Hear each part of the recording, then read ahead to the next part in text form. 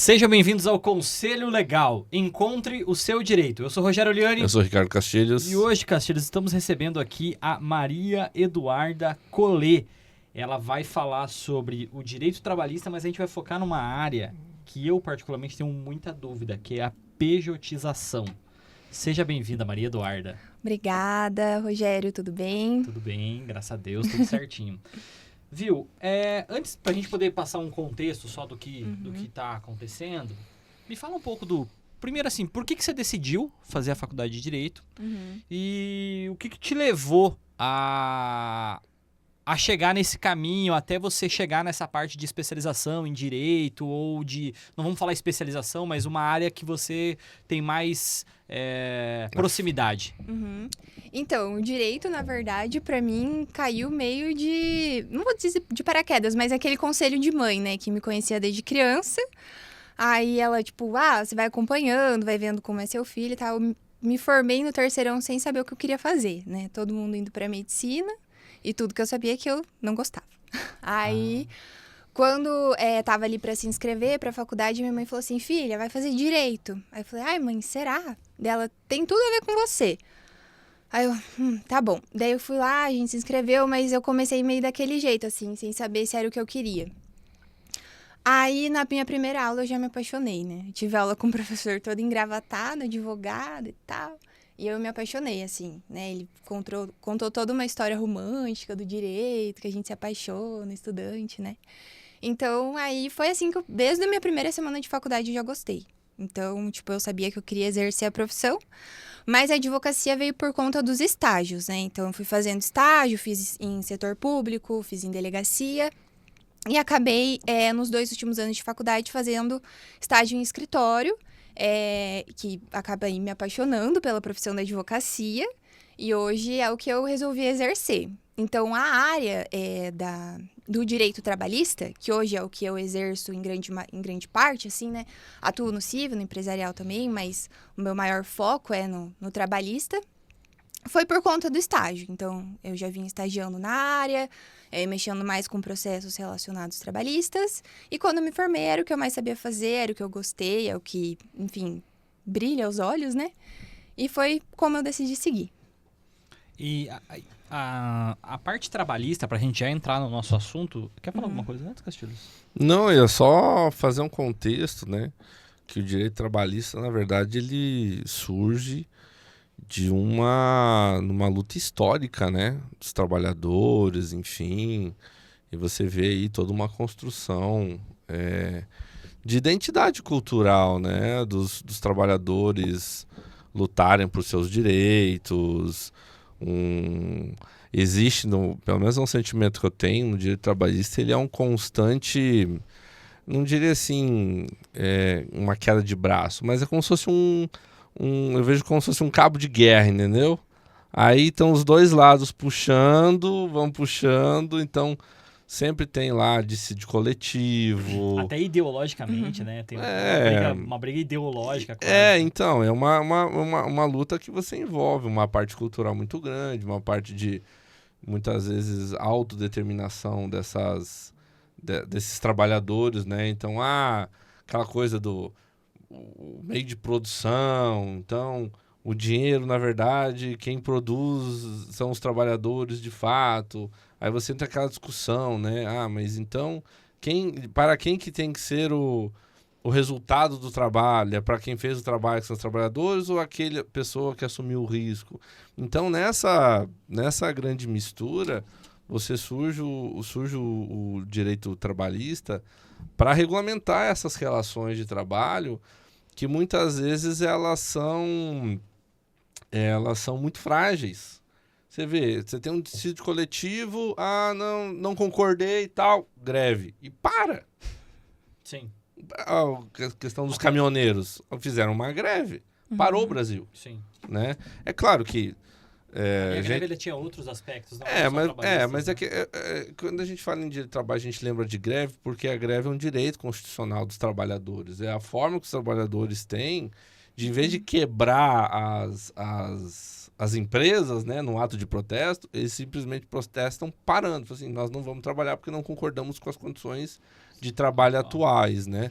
E aí esse é o contexto do direito trabalhista. E cabe à Justiça do Trabalho, de certa forma, né, e a legislação trabalhista, amenizar, deixar que essa discussão orgânica da sociedade aconteça, mas com bases mínimas para que não entre um caos, entendeu? Para que não aconteça uma nova revolução do proletariado, por exemplo.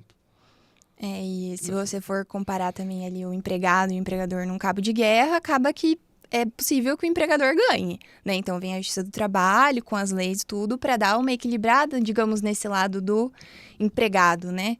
Para dar um respaldo ali nos seus direitos, também nos seus deveres, que também tem, né? Exatamente. Então, Bom, o direito do trabalho, para quem, assim, estuda a fundo essa parte filosófica, é fantástico, sabe? Porque a gente vê muitas vezes assim, aplicação, tava direito e tal, mas quando você vai a fundo, você vê que realmente é uma justiça resultado de um movimento orgânico social bastante representativo. Eu enxergo da seguinte forma o direito do trabalho. O direito do trabalho, ele nasce com a CLT? Não. Não? Não. Tinha algumas... Tinha várias legislações esparsas. E foi feita uma consolidação das leis de trabalho. Tá. Assim, vamos organizar esse negócio aqui, entendeu? Até hoje ela é um pouquinho bagunçada, assim, se for parar pra pensar, né? O Código Civil, e tem o Código Civil, né, dos direitos civis, e o Código de Processo Civil, regulamento do processo. Aqui a CLT, ela regulamenta tanto o direito, mas também o processo da Justiça do Trabalho. Então a gente não tem dois códigos diferentes. Por isso que ela é uma consolidação das leis. Tá, só pra quem tá em casa. Você falou assim, então regulamenta as leis e regulamenta o processo. Qual é a diferença de uma coisa e da outra? Do direito e do processo? Isso. O direito, ele é basicamente assim, o empregador, ele tem direito ao recebimento do salário, tem o direito às férias, ele tem o direito ao intervalo. O empregado. O empregado, desculpa. O empregado, ele tem direito às férias, ele tem direito ao salário, ele vai ter direito ao intervalo de 1 hora, ou de 30 minutos, ou de 15 minutos. Então, o direito em si, né, o que for compilado na CLT com relação ao direito, são coisas mais do dia a dia. Pode ou não pode? Isso, pode ou não pode. O que é certo, Bem grossíssimo modo é pode ou não pode. E o processo diz respeito ao processo judicial, literalmente, né? Quando que você vai apresentar uma contestação. Em caso de não pagamento no 5º dia útil, existe uma possibilidade de uma multa, não sei o que lá. Isso é processo ou é... Isso é direito. Isso é direito. Costumo Eu tô perguntando porque, assim, Sim. quem assiste em casa vai estar olhando e falando assim, mas qual é a diferença do direito e do processo? Sim. Aí eu preciso tentar, de alguma forma, explicar isso para que as pessoas possam compreender. Isso, então assim, o direito é o que e por quê. Tá. O que eu estou pedindo, o que eu quero e por que eu quero. Tá. Isso é o direito material. Tá? É o direito em si. E é o que geralmente a empresa tem que obedecer, né? Isso. Então, por exemplo, quando você vai ali fazer a regulamentação de um cargo, enfim, você tem que obedecer essas questões do direito. Tá. Né? Isso. E o processo, direito processual, é o como pedir. Tá? Então você tem um processo, você tem um mecanismo de como você fazer um pedido. Se você pedir mal ou pedir errado, o seu pedido não vai ser assim. Pedistes mal, exatamente, entendeu? Eu vou fazer essa piada porque no outro programa a gente fez essa piada. Então, quem não viu, assista o último programa e é só você vai entender a piada. Eu perguntei isso com relação à CLT porque eu sinto isso uma discussão muito forte. Eu falei de maneira ideológica porque existem os empregadores, eu vou falar de uma maneira muito, muito superficial aqui, mas taxados de pessoas que só vão aproveitar daquele capital. E, de uma outra parte, os empregados numa situação onde eles enxergam o processo, o processo trabalhista contra a empresa como um negócio. Isso assim, eu estou falando isso, mas isso é da nossa sociedade, né? As pessoas, um enxerga o outro dessa forma, como se cada um fosse inimigo. Você está dando na verdade, recorte da tua percepção como cidadão. Isso, E existe o homem médio que a gente chama, né? É verdade. E aí eu enxergo isso como uma relação comercial, se é que eu posso falar isso. Eu enxergo isso como uma relação comercial, onde um vende a mão de obra e o outro compra a mão de obra. E esses dois não podem ser inimigos. Tô falando de uma forma muito superficial. E aí vem uma CLT para tentar falar assim, viu? Em caso de ação, em caso de um problema, estou aqui para apaziguar esses ânimos. Eu consegui traduzir o que vocês falaram de uma maneira muito superficial? Mais ou menos, Tá. na verdade. Porque, assim, a CLT, ela veio, pelo que a gente consegue visualizar, para trazer uma proteção para o empregado. Porque, de fato, lá atrás, nessas questões históricas que a gente entrou, enfim, Revolução Industrial, afins, de fato, a mão de obra, o empregado, ele era muito explorado, né? Sim. Então, as leis, elas vêm com um conjunto de dar essa proteção. Mas, de fato, talvez essa regulamentação que você trouxe foi acrescentada com a CLT. Tá. Mas o direito principal, básico, né, a fonte, veio para uma questão mais protetiva. Você né? vê, por exemplo, aquele caso o pessoal trabalhava 16 horas por dia, Sim. 18 horas por dia. Então, aí não, peraí. Tem 8 horas, você trabalha no dia, 8 horas de sono e 8 horas de... 8 horas com possibilidade de 2 horas extras. Né? Sim, mas eu digo assim, isso é um reflexo daquela situação lá da época da Revolução Industrial, que você tinha aí pessoas trabalhando de forma praticamente escravocrata, entendeu? E você tinha trabalho infantil, inclusive. Ainda Sim. temos, né? Ainda tem, assim... Então, apesar alguns- de- mesmo com a Apesar CLT... de ser proibitivo, É proibido, existe. mas infelizmente E, assim, existe. E é interessante a gente ter essa visão de que não tem como a gente generalizar tudo. Hoje em dia tem muito disso, não tem nada disso. Então, por exemplo, ainda tem a CLT para regulamentar a jornada de 8 horas, 7 horas e 20, que seja, com a troca. Mas, assim, tem pessoas que trabalham mais, Sim. né? Como tem pessoas que trabalham menos. Tem empresas que são ótimas para os seus empregados, tem empresas que não. Tem empregado que é bom, tem empregado que é correto, tem empregado que não. Tanto que na CLT, como eu falei, tem deveres do empregado. Senão você pode sofrer uma advertência, uma suspensão, uma justa causa, né? Então, ao mesmo tempo que a empresa tem os seus deveres, né? O empregado também tem seus deveres para que ele seja protegido por essas leis, Perfeito. né? Então, hoje, o que a gente tem? Um pouco de tudo, assim a gente pode dizer, né? Um pouco de tudo. E aí a gente tem, em 2018, uma reforma trabalhista. 2017. 17. Entrou em vigor em 17, né? Entrou em vigor em 17. Uma Temer, reforma né? trabalhista que pegou alguns compilados ali, fez um apanhado de tudo que estava desatualizado e acabou atualizando algumas coisas. Ela deixou mais flexível a legislação e retirou, tentou, e eu acho que foi muito, muito assertiva no combate à indústria das ações judiciais trabalhistas. Porque acontecia, antes da reforma de 2017, a pessoa que ela achava que tinha um direito trabalhista, ela entrava com uma ação de forma genérica. Tipo assim, eu tenho que receber hora extra. Tá, mas... O cara não precisava ser bom de cálculo. Não, ele ele jogava. não, ele não precisava nem apresentar os cálculos. Ele dizia assim, eu tenho que receber hora extra. E aí, a justiça falava assim, empregador, faça os cálculos aí, apresente tudo, quanto que ele tem que receber. E pro empregado, não existia nenhum tipo de prejuízo se a ação fosse Sim. indeferida. Então, assim, o que acontecia? Havia uma enxurrada de processos dentro da Justiça do Trabalho, colocando uma responsabilidade ou um trabalho a mais para o empregador. O que acontecia? Geralmente o empregador, para não ter que passar por um processo burocrático interno muito grande, era uma forma de forçar acordos. Entende? Não sei quanto você... vamos fazer um acordo aqui e encerra isso daqui. Que aí eu não perco meu tempo, sei lá, de alguma Isso, forma. meu tempo Tá. é mais importante do que fazer esses cálculos. Enfim, e aí aconteceu, em 2017, essa reforma veio dizer o seguinte, olha, você ainda tem o direito de questionar a sua relação de trabalho e o que você tem para receber. No entanto, você já tem que ter isso calculado na hora que você for apresentar o seu pedido. E aí, o que aconteceu? Muita gente que achava que tinha direito teve que parar e fazer um trabalho de casa e realmente botar no papel os valores que ele tinha que receber. E muitas vezes isso envolvia custos para a parte que entrava com o processo. E aí, no final das contas, eu olhava assim, mas não é tanto que eu tenho que receber. E aí o cara era um meio de inibir que as pessoas entrassem com o processo. E ver a ação como um negócio, né? Exatamente. E um outro lado foi que, como é uma relação comercial, digamos assim, que uma pessoa vende o trabalho dela e a outra compra, né, essa hora, esse trabalho, é uma relação comercial,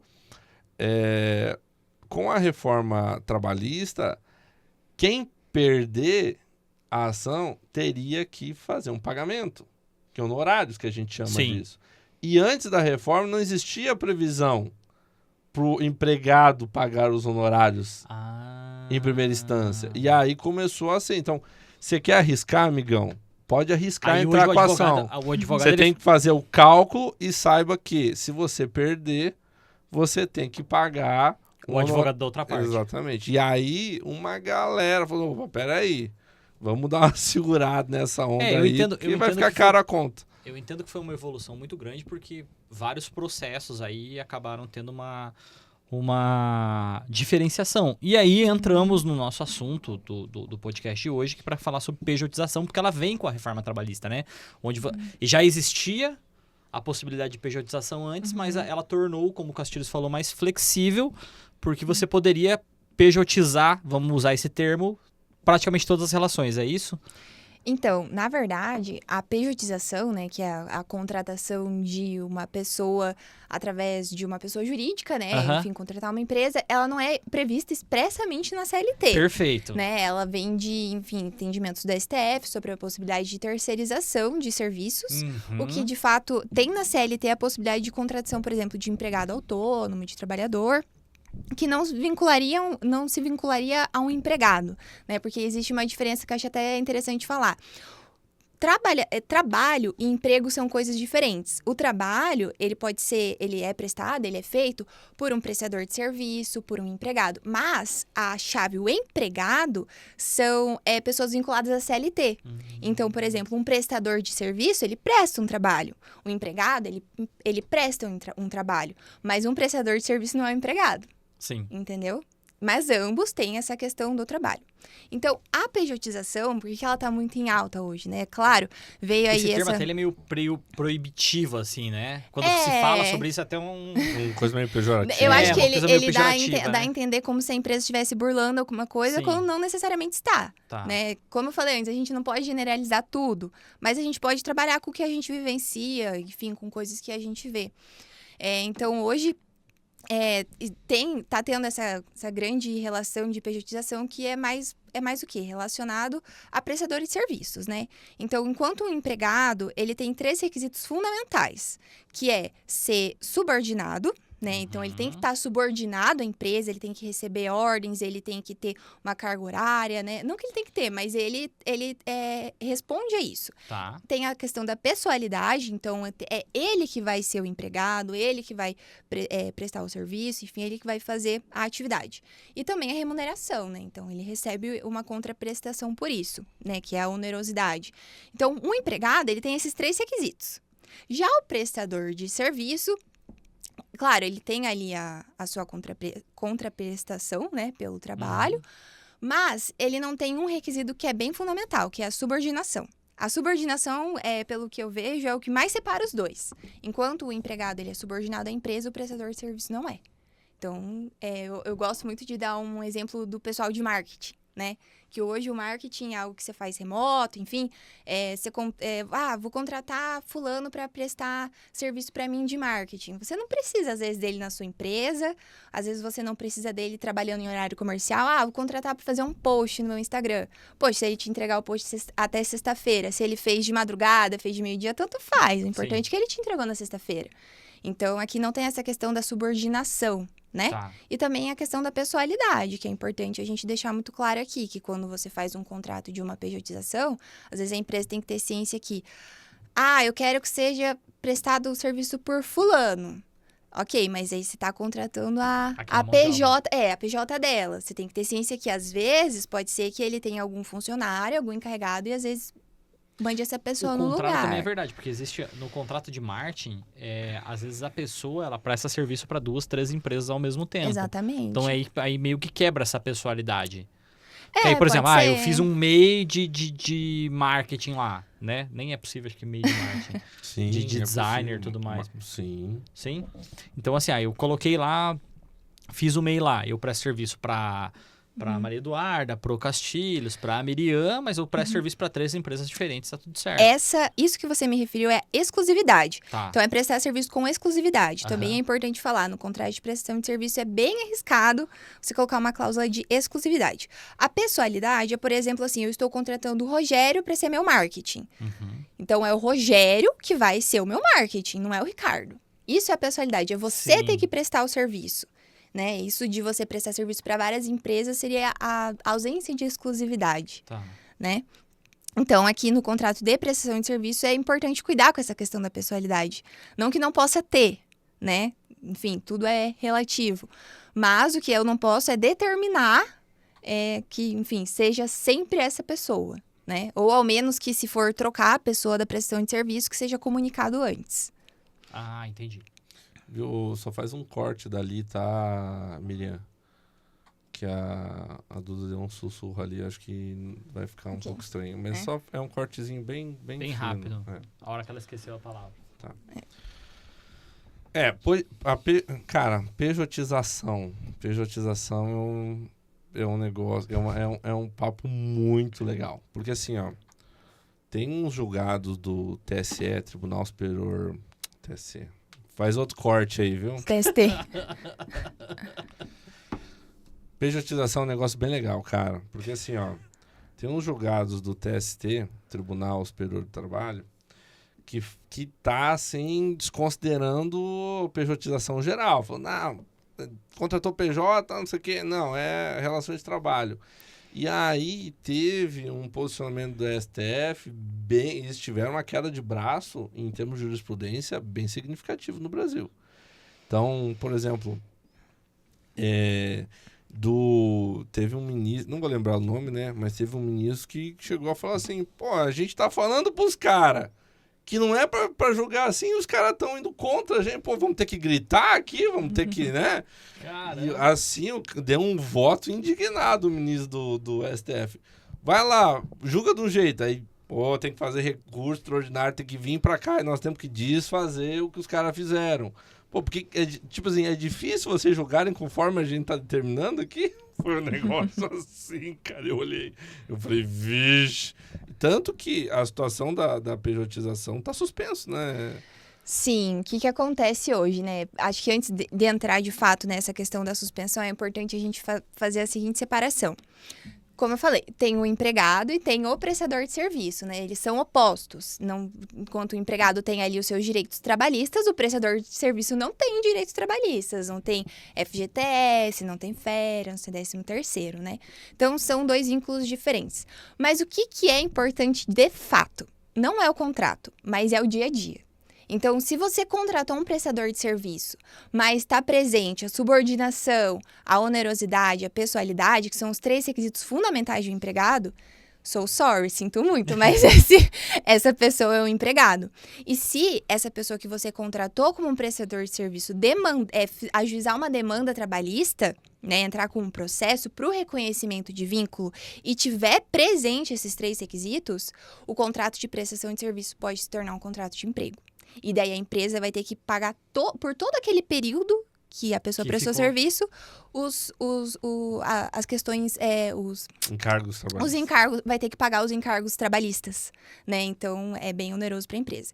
Mas o que aconteceu com essa suspensão?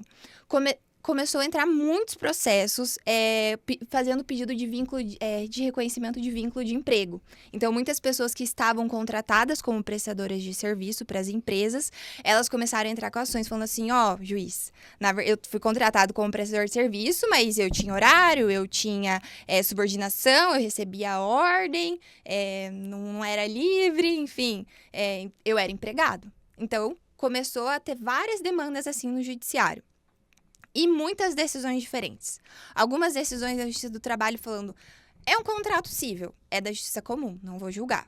Outros indo para frente falando, não é possível fazer esse tipo de contratação, empregado. ou analisando os requisitos. Enfim, não é Cara, algo pacífico. Que confusão, cara. Virou uma salada. Então, chegou na STF, né, toda essa salada, e os ministros resolveram suspender do Brasil inteiro todos esses processos. Então, se você tem um processo que está sendo discutido, o vínculo de emprego, saiba que provavelmente seu processo, se não está suspenso, vai ser suspenso. Então, enquanto o STF não pacificar tudo isso, que seriam os 3 pontos, se é a Justiça do Trabalho competente para julgar os processos, né? Se a Justiça do Trabalho tem que falar esse contrato foi correto, não foi, né? Se vai anular. De quem é o ônus da prova, né? Se é o empregado que tem que falar, tem que provar a relação, ou se é o empregador. E também sobre a licitude desses contratos, que já é decidido que é lícito, né? Enfim, então, os ministros falaram, vamos suspender tudo isso daí, vamos nós decidirmos aqui esses 3 pontos, quando a gente decidir, vai voltar tudo e daí retornar os julgamentos. Agora você imagina o seguinte, o cliente chega pra você e fala assim, doutor, como é que tá o meu processo? Aí você fala assim, tá lá no STF. O cara, meu Deus do céu! O STF suspendeu tudo. O STF suspendeu. Aí o cara já brigou, fulano de tal! Mas assim... Mas não vou ser preso não, né, doutor? Ao mesmo tempo que eu enxergo como necessário, de fato, né, eles pacificarem esses 3 pontos. Ao mesmo tempo, é difícil você, na posição como advogado, dar essa resposta para o seu cliente, né? Nós temos um cliente idoso já, né? Que ajuizamos um reconhecimento de vínculo, uma pessoa idosa, então você tem um processo suspenso, claro, você passar a notícia difícil para a pessoa receber a notícia difícil e também a demora que pode ter, né? A pessoa, quanto tempo vai ficar suspenso? Não sei. É complicado. Porque E eu lembro, cara, que quando eu era diretor de marketing da Amic, na época, em 2017. Em 2016. 2015 e 2016. E eles mandaram, a Cascavel, a Amic coordenou aqui para mandar uma carta para o juiz, Dr. Marlos Melec. Inclusive, ele veio fazer uma palestra aqui e tudo mais, depois a gente jantou juntos. E eles mandaram, assim, uma carta para dizer o que eles gostariam que alterasse na reforma trabalhista, né? E eu lembro que eu conversando com um advogado, assim, na palestra do Dr. Marcos, assim, Marlos Melec, conversando com ele, ele falou assim, cara, vai demorar uns 15 anos pra eles a justiça entender como é que esse processo vai... Como é que isso vai se desenrolar, essa reforma trabalhista, entendeu? E ele falou, e sabe o que é mais impressionante? Daqui a 15 anos já vai precisar de uma nova reforma. Muita coisa foi desconsiderada na reforma em termos de jurisprudência, né? Porque assim, sai a lei. Aí o pessoal pode entrar com um pedido para ter um controle de constitucionalidade. Tipo, a lei tá aprovada, mas ela é constitucional. Aí uma série de coisas começa, peraí. Mas assim, a minha visão bem particular sobre essa questão de relação de trabalho e reforma trabalhista. No final do dia, é um contrato, é um serviço que você está comprando o tempo de alguém, enfim. E o que se preza muito, eu acho que pela legislação e até pela Constituição, é essa questão no direito privado, né? Essa liberdade até mesmo criativa de você criar contratos. Entende o que quer dizer? Tipo assim, eu quero criar uma relação de trabalho totalmente nova que não está previsto. Vou dar um exemplo. Por exemplo, no ambiente empresarial a gente vê mais. Um contrato de vesting, que é um contrato que o cara começa a trabalhar na empresa, muitas vezes no risco, e o trabalho dele se reflete a ganhos na cota do capital social da empresa. Sim. Não, é uma relação de trabalho, mas não é uma relação de emprego. E também não é uma prestação de serviço. É uma relação específica que muitas startups usam de... Bicho, você quer ser meu sócio? Então você tem que ralar para mostrar que você... Isso já é permitido? Isso é pacificado? Cara, é permitido, mas é aquela coisa. Entra num ambiente de criatividade de processo. Porque no direito privado você pode fazer o que a lei não proíbe. Entende? Então, quando você, por exemplo, a pejotização, de certa forma, entra nessa criatividade. Do tipo, vamos criar aqui um instituto novo, jurídico, que as duas partes, porque você tem um contrato de trabalho, você oferece ali, ó, sua condição de trabalho é essa, essa, essa, você aceita? Ah, eu aceito. Beleza, então é um acordo. É isso aí. E muitas vezes as pessoas têm liberdade para dizer, não aceito. Beleza, então vou contratar outra pessoa que aceite essas condições, certo? Então, o que é um pouco, assim, uma crítica muito pessoal minha, é quando a legislação trabalhista, ela trava demais essas relações de trabalho, primeiro que coloca o trabalhador numa posição muito mais de vítima e muito mais de dependência do Estado, ao invés de um papel de independência. É como se eu falasse assim, ó, o empregado hoje não sabe direito o que ele precisa. Eu vou cuidar disso, então ele vai entrar aqui num quadradinho, e aí você perde, muitas vezes, essa criatividade de criar outros institutos, entendeu? Eu compreendo, mas assim...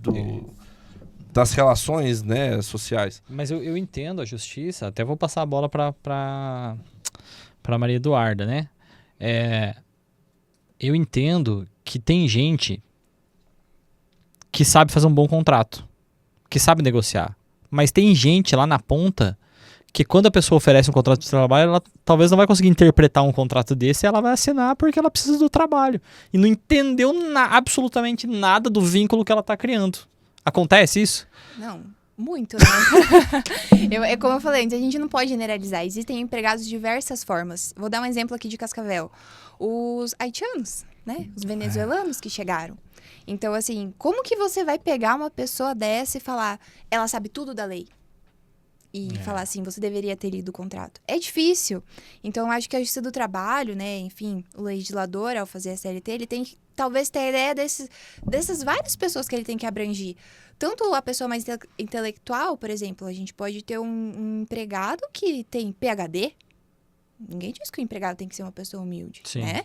Mas você pode ter um empregado que não tem nem o ensino médio concluído. Às vezes não sabe nem ler.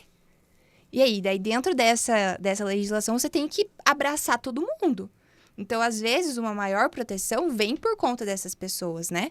Que, às vezes, hoje em dia, no Brasil, não temos todas as pessoas alfabetizadas, né? Então, a gente também tem que ter esse olhar para as pessoas, mas eu concordo também com o Ricardo, que, às vezes, você ter impedimentos demais, às vezes traz até as pessoas para ilicitude. Porque às vezes a pessoa chega e fala, doutora, posso fazer isso? Assim, não recomendo. Mas é o cliente que vai decidir. Se ele quiser contratar que a pessoa tem que dar 30 piruetas por dia, o risco é dele. É isso aí. Eu falo assim, não pode. É igual uma situação, vamos lá. Você tem lá diarista. Diarista é o entendimento de que ela pode trabalhar no máximo aí 3 dias na semana, recebendo diariamente, isso configuraria como um contrato, enfim, diarista, né? Seria, de certa forma, um trabalhador autônomo, né? Por que não pode trabalhar todos os dias da semana como diarista? Não, entendeu? Ela então, não vai assim, trabalhar para uma pessoa só, né? Não, Pode pois é. trabalhar pra Então, várias, mas não uma pessoa só, dá vínculo. Então, mas exatamente isso. Tipo, isso que me incomoda. Por que assim, não, é 3 dias? Tá, mas por que não pode trabalhar 5 dias? Ah, não, porque daí vai configurar habitualidade, enfim, todos os elementos que a doutora Maria Eduarda falou. Mas a questão é, se eu quero contratar e a pessoa quer trabalhar, tá bom, por que eu não posso, entende? Aí eu tenho que, sei lá, contratar 2 diaristas, uma para trabalhar 3 dias e outra para trabalhar outros 2 dias, se eu preciso da semana toda. Entende que é um negócio meio...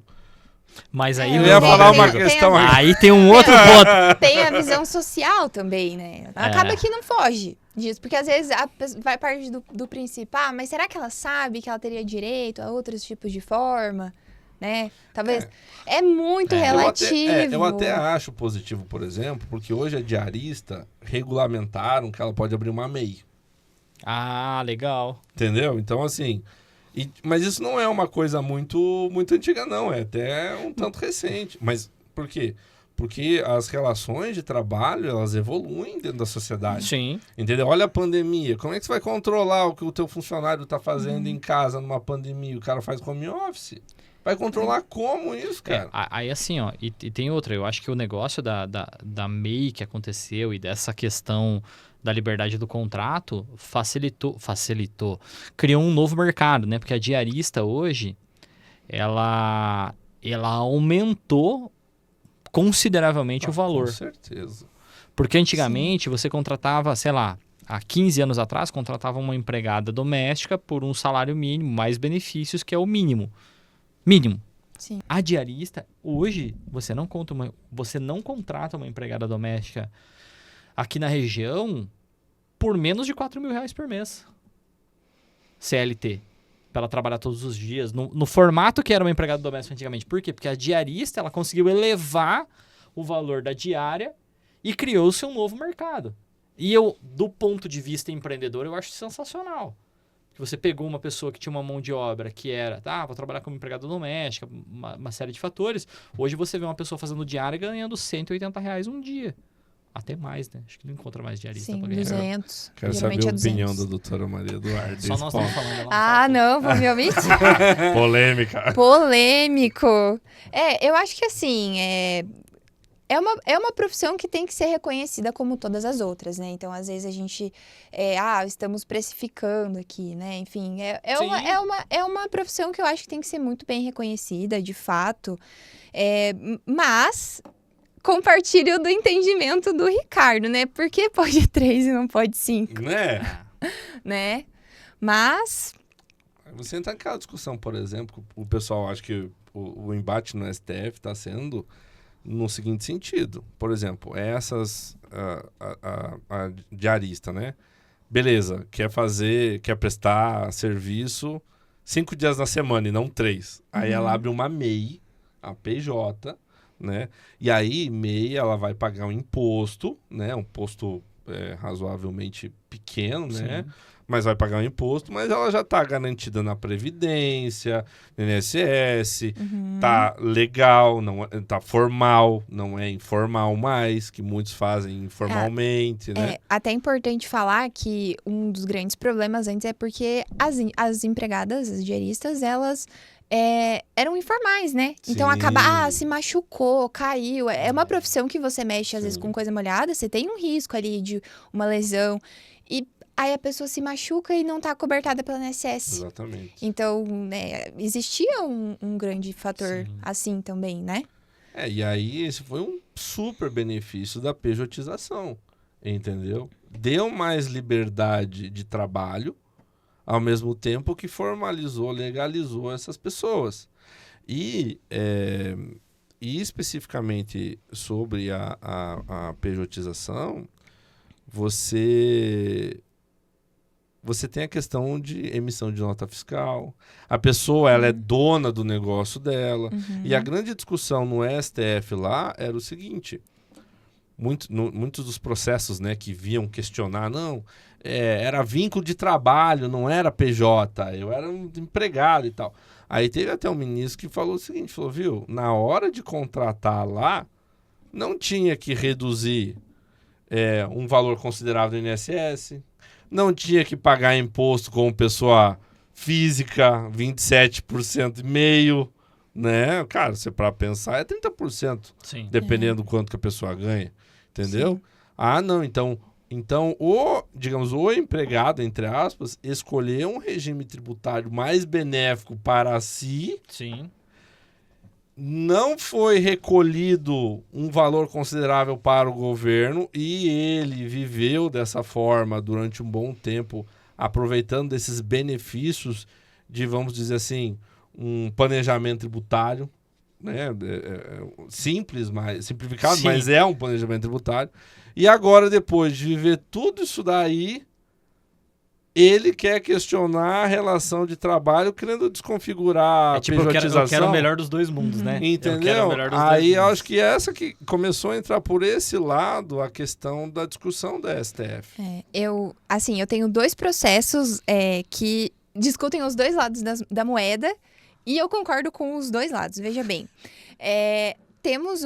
atendemos uma empresa em que foi feito o pedido de reconhecimento de vínculo de uma pessoa do marketing que prestou serviços, Tá. né? E, de fato, ali não existia uma relação de emprego, porque a pessoa podia se ausentar como bem queria, não precisava dar satisfação. Ah, eu vou fazer a unha a tal horário, não preciso prestar o serviço da empresa, eu posso prestar da minha casa, né? Como eu dei o exemplo antes, posso fazer folder, vídeo, a hora que eu quiser, Sim. enfim. Então, de fato, ali você não tinha, às vezes, o requisito da subordinação, do horário de trabalho, e vejo que essa pessoa talvez tenha tentado se aproveitar, né, como o Ricardo colocou esse posicionamento.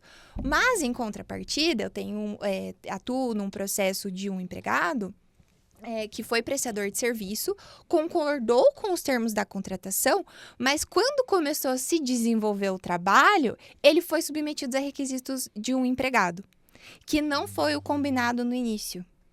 E, de fato, começou a haver esse conflito e, claro, às vezes a pessoa precisa do trabalho, precisa permanecer e se submete a esses requisitos. Sim. Então, como eu falei, a gente não pode generalizar, tem de tudo. Tem pessoas que vão tentar se beneficiar, aí, às vezes, encerrou mal o vínculo ali da prestação de serviço, vou ajuizar uma ação trabalhista contra você.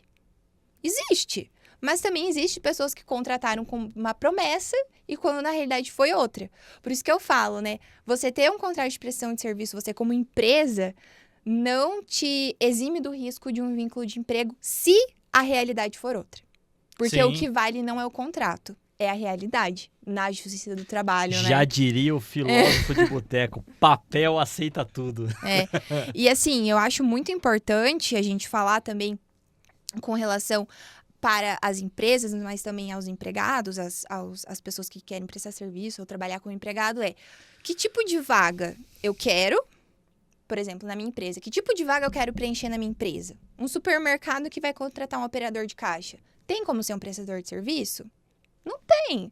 Você vai ter que ter ali um horário, você vai ter a subordinação, a pessoalidade. Como é que você vai contratar o Rogério ou vai lá o Ricardo, sabe? Então, assim, tem cargos que é difícil você enquadrar num prestador de serviços. Então, para a empresa, às vezes é arriscado você colocar como prestador de serviço. Então, a empresa tem que olhar, eu quero contratar nesse cargo. Tem a pessoalidade, tem a onerosidade, tem a subordinação? Tem. O mais indicado é fazer um vínculo de emprego. Sempre o que tem menos risco é um vínculo de emprego para a empresa. Geralmente o que tem menos risco. Agora, aqui essa pessoa não precisa estar aqui todos os dias. Né? Essa pessoa pode prestar trabalho como ela quiser. Né? O que eu quero é o resultado. Então, talvez possa se enquadrar num contrato de prestação de serviço. É que, às vezes, para a empresa, brilha mais aos olhos essa modalidade de contratação por conta dos encargos, né? Sim. Você ter um prestador de serviço no empregado, você tem menos encargos. Mas, se você contratar mal, lá na frente você vai ter um rombo com uma ação trabalhista, né? Isso é perigoso até para os empresários pequenos, né? Que, às vezes, com uma demanda trabalhista, dependendo do período, pode ser milionária. E para uma empresa pequena, isso afeta o caixa, né? A gente, enfim, aqui no escritório, uma vez eu entrevistei uma pessoa, a gente estava tentando tirar ela de uma outra empresa. Tirar não, né? Mas é do mercado, né? A gente faz uma proposta, a pessoa se quiser, ela vem, né? E aí ela falou assim, eu recebo X, eu sou PJ, recebo X, eu trabalho de segunda a sábado, tal, não sei o que lá, tenho que cumprir o horário lá e tal, bababá, não tem problema. Mas eles me pagam X e me dão férias. Aí eu falo, te dão férias, entendi. Eu entendi. 13º. Então você é o empregado? Tipo... E é importante até para as pessoas terem essa noção, né? Do que elas podem ser submetidas ou não. Eu quero ser um prestador de serviço, né? Eu vou ser um dentista, né? Esses profissionais liberais hoje tá bem alta, né? Sim. As pessoas se formam hoje, né? Até meus colegas, quando se formaram, conhecidos, primos. As pessoas se formam. Eu tenho uma amiga que é CLT. A maioria das outras pessoas são prestadores de serviço, porque, de fato, é uma contratação que está em alta e para diversos ramos de profissões é interessante, porque você tem ali uma flexibilidade. Às vezes, você vai atender em 3 clínicas, né? Você vai fazer a sua agenda, né? Hoje eu vou poder... tem três pacientes para atender aqui, doutora. Ok, tenho agenda, pode encaixar. Então, assim, é algo flexível, mas você como pessoa, né, como empregado, prestador de serviço, você tem que entender como que eu estou trabalhando aqui, né? Eu tenho que obedecer regras? Não, né? Então, talvez possa ser possível fazer um contrato de prestação de serviço. Mas se você tem um emprego, né? Se você exerce um trabalho que tem os 3 requisitos, não tem como você fugir de um contrato CLT. Eu queria né? até dar uma opinião, até para quem é empresário, uma dica para você que é empresário, e eu tenho empresa, tive agência de publicidade há muito tempo, então sei dos contratos do marketing e tudo mais, e a gente sempre teve muito cuidado com relação a isso. E uma dica que sempre aconteceu com a gente a gente nunca deixou a ação judicial movida por alguém contra a gente determinar como seria esse processo. Então, como seria o formato da contratação. A gente sempre foi atrás de um advogado, seja especializado em trabalhista, alguma coisa assim, para que ele pudesse falar assim, isso aqui é legal fazer CLT, isso aqui é legal fazer PJ, isso aqui você pode fazer PJ. E ele sempre deu esse norte pra gente, né? O advogado, ou os advogados que a gente conversou durante a história da caixote das empresas, a gente sempre tomou esse cuidado. Então eu digo para você, procura um advogado da tua confiança para você trocar uma ideia sobre CLT, sobre PJ, para que você possa, antes da ação, se precaver com relação a isso, porque é muito importante. Depois você tem mas eu deveria ter feito. Não, faz agora, não tem porquê. Vai gastar um pouquinho, porque é o trabalho de uma pessoa, tem que remunerar e tal, mas já faz isso antes. O serviço de consultoria para as empresas eu vejo hoje que é muito importante. Sim. Porque, de fato, as ações judiciais, não tem como a gente negar, virou um negócio, né? Hoje em dia, enfim, que está em alta, que eu vejo no setor trabalhista hoje é a ação de gestante, né? A ação de gestante virou um comércio quase, assim, né? Não que as pessoas não tenham direito, têm os seus direitos, Sim. mas é como a gente entrou antes na questão de estar se aproveitando, estamos falando de fato de uma ilegalidade, né? Então, as empresas que são bem assessoradas têm uma maior prevenção, justamente por conta da massividade dos processos, né? Hoje em dia todo mundo, bateu em mim, vou te processar. Tudo eu vou te processar, ganhar danos morais. Tal da mitigação do passivo trabalhista. Mas eu ia contar uma coisa para vocês. Eu falei para vocês do meu envolvimento com a associação naquela época, né?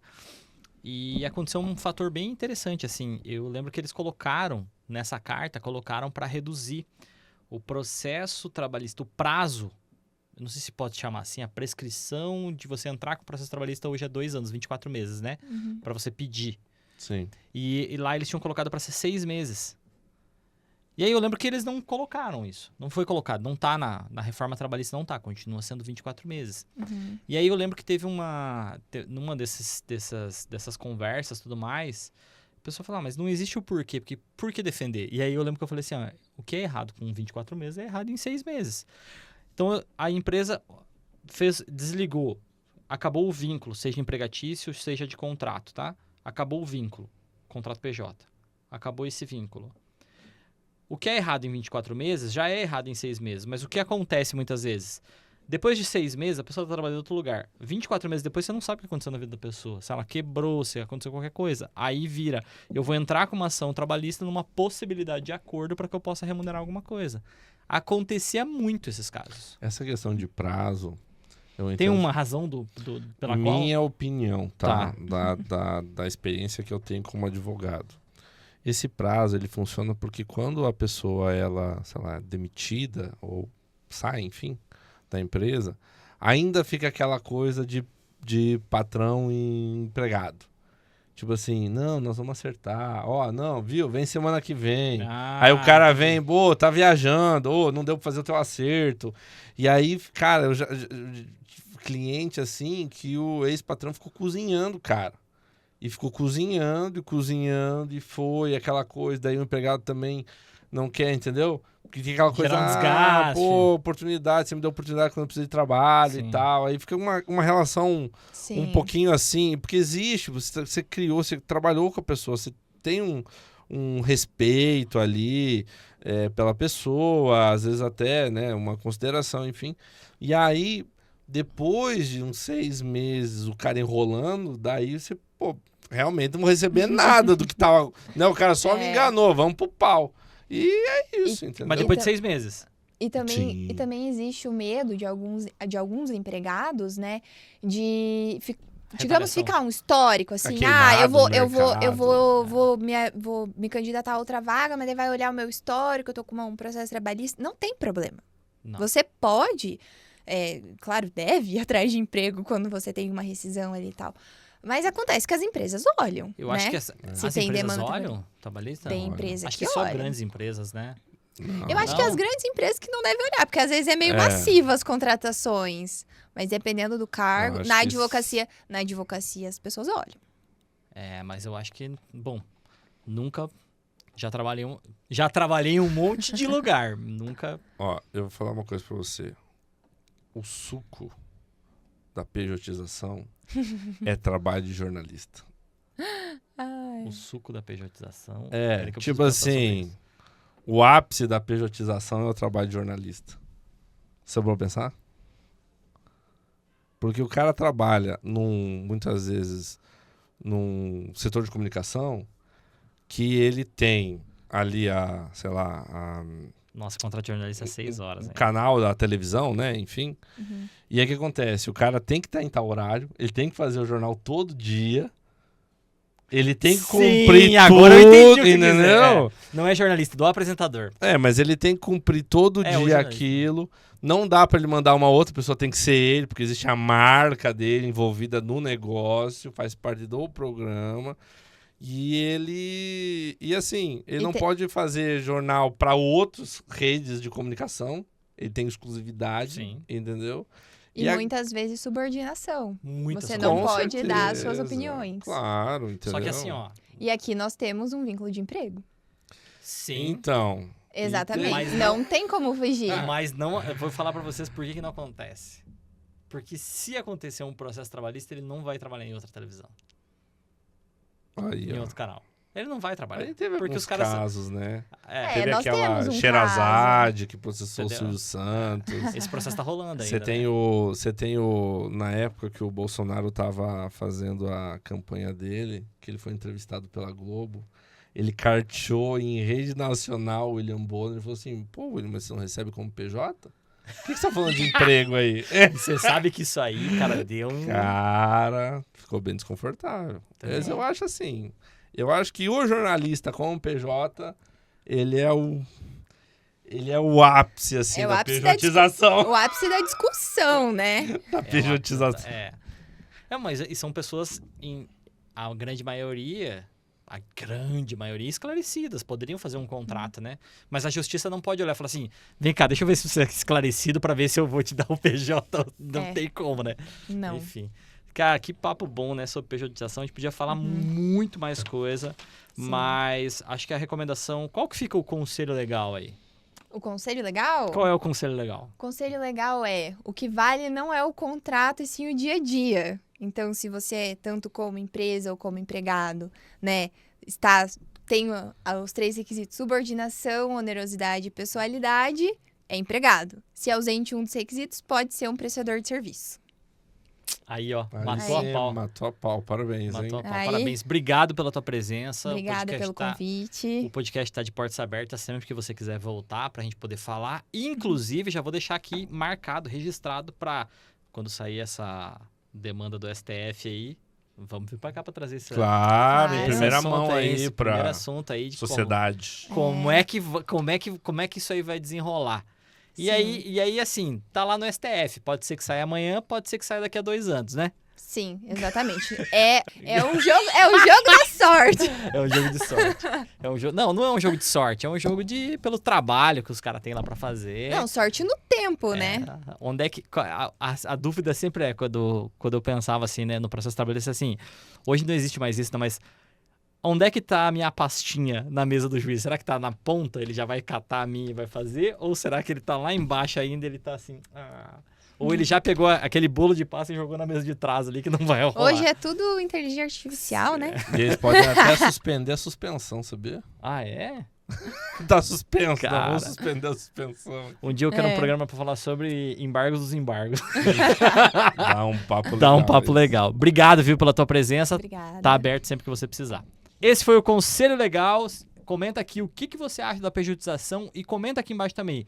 Você é PJ ou CLT? Não esquece, para maiores dúvidas, para maiores esclarecimentos, consulte a OAB, que é um excelente canal, né, Castilhos? Para você poder ter sempre novidade, e o advogado da sua confiança.